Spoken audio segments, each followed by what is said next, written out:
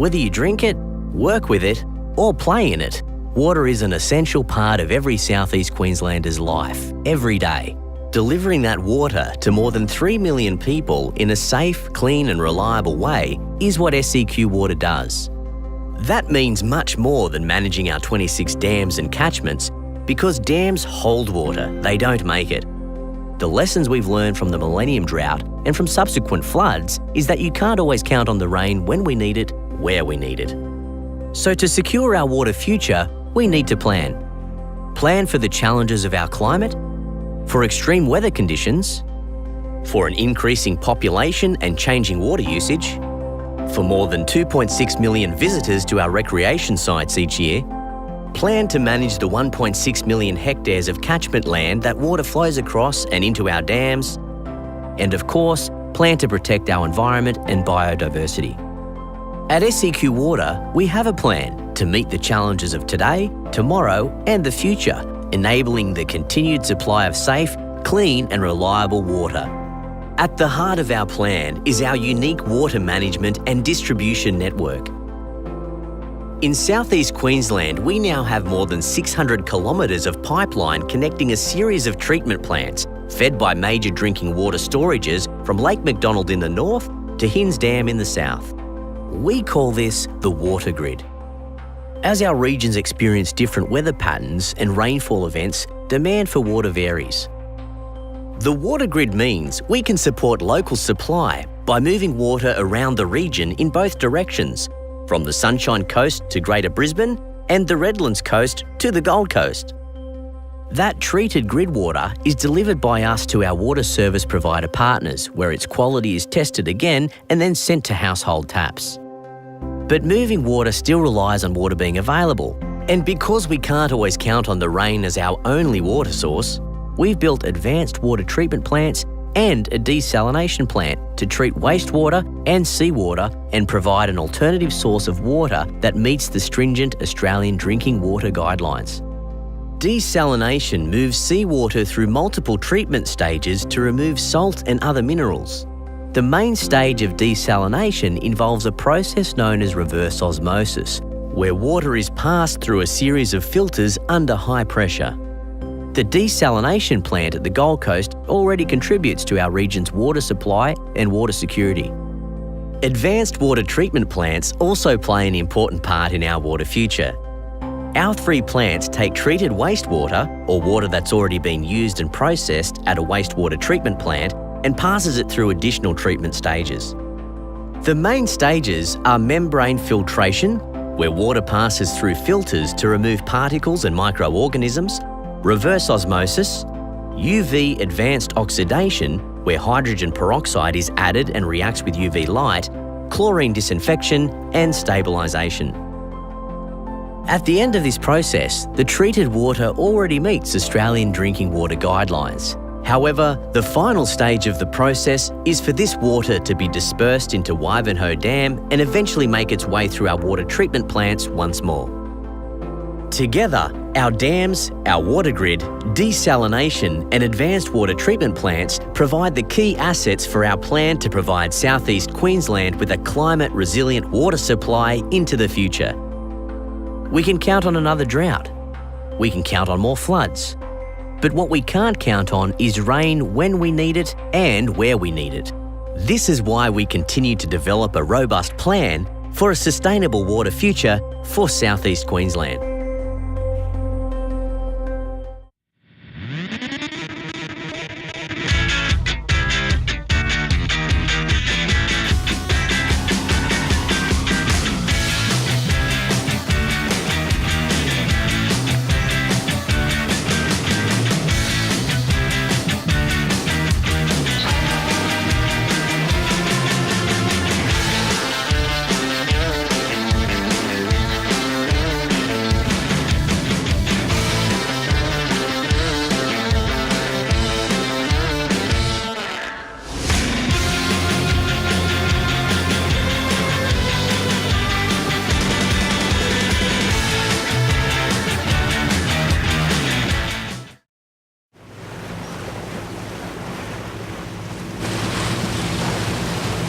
He's still got it. even if you've done it before. Always wear the right safety gear.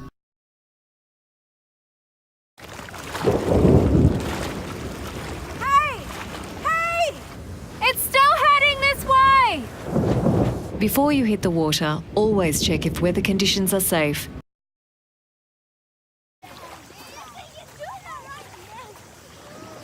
Still the best spot. Play it safe and keep an eye on the kids when enjoying our lakes and dams.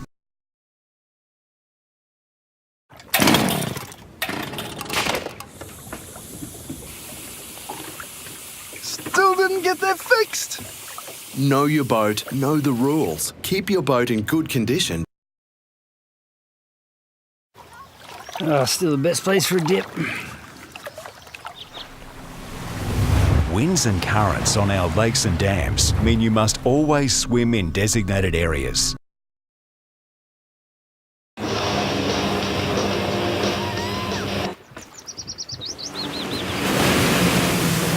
Still too close.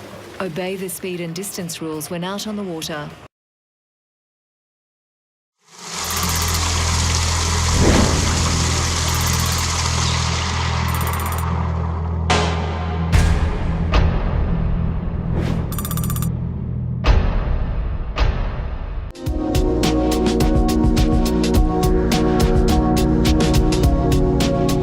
I don't know, 10, 20 seconds to drown. If you can hold your breath for longer, I suppose you'd probably have more time for people to wait and come and help save you. A few minutes, then again depending on how strong and deep the water is. I think it would take only a couple of 30 seconds to a minute to actually drown. No more than 40 seconds and I'll be gone. I think you drown in a matter of minutes. It all depends on the current and all the water and everything. Just you get swept under and then you're gone.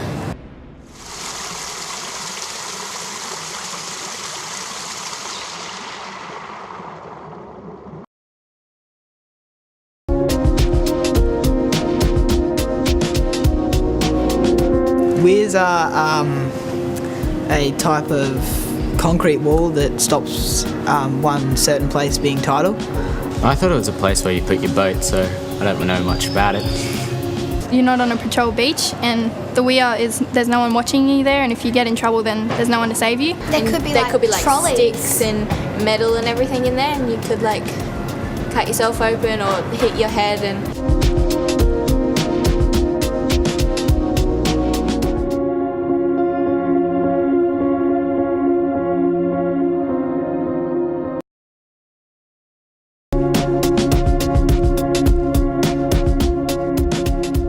Fair bit, but I'm not quite sure on the number. Up to your waist, because if a really strong current is pulling you, you could just get your feet swept out. I reckon It would take about probably up to your hips. around your knees actually. You reckon? Yeah. Up to your waist, because for when I went up the coast, there were waves that went up to my waist and knocked me over pretty easily. I think honestly it'd have to be about up to chest height, because then if a big wave comes past you always get washed up and then back down again.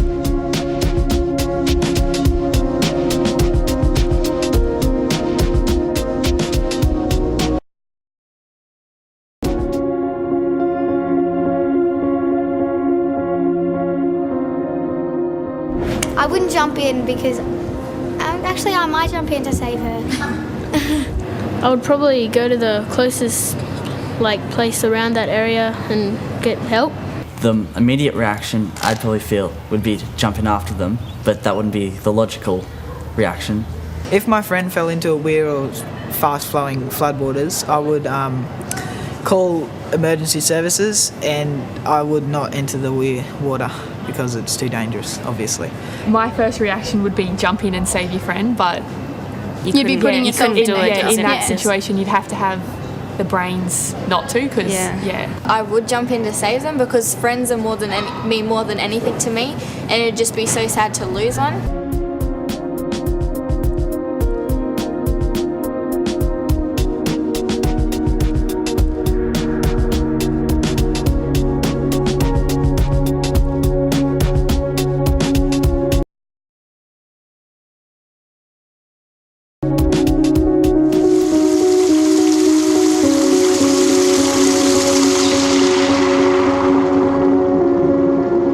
us, when we're called to one of these jobs, our sole mission is just to reunite the young one with their family, and that's where our job ends. But unfortunately for the family, it's going to last forever. And that's something that the young person should probably think about before they go into that waterway. If you are thinking about swimming in a waterway that's fast flowing, or you can't see what's below the waterline, just rethink it.